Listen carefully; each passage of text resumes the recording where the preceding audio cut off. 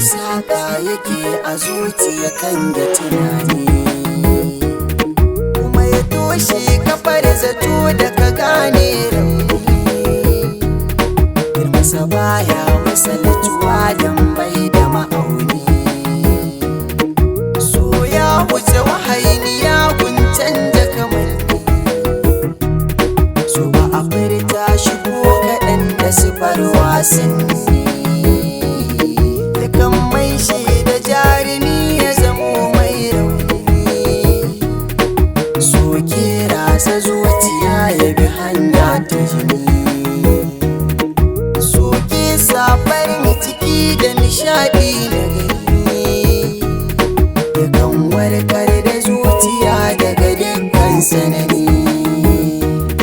So ke sa ka bar ƙasar ka koma ta wani. Hasashen da na yi zai yi kama da furanni, wanda ke yaduwa idan da kula da tunani. So ke sa kamata zama ɗaya ko a ma'auni. So sanyi na zuciya mai sai ta tunani. So kan haɗa balarabe da biya ta fulani. Tasirinsa ya fi haka na yi tunani. So ke mamaye dukan zuciya a sakanni, kuma bai damuwa da mulki ko kyan launi. Kuma so na rike mutum da dama da hauni. Amma ni tunani kar da ni shi da tsanani. Soyayya ce muradin rayuwa, kowa zo mai tsira da ni ke na baiwa kaina. Kar ki manta kusanci. Soyayya ce muradin rayuwa, ɗan uwa zo mu jera da ni kai na baiwa kaina. Kar ka manta kusanci.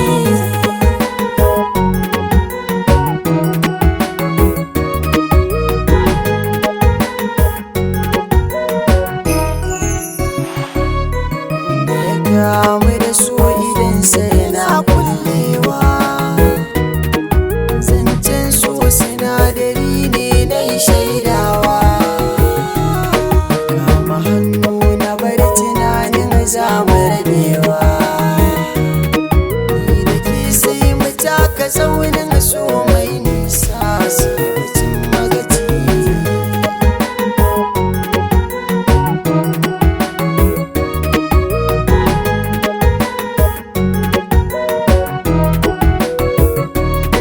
Zanya Allah fari da gane kai ne nawa,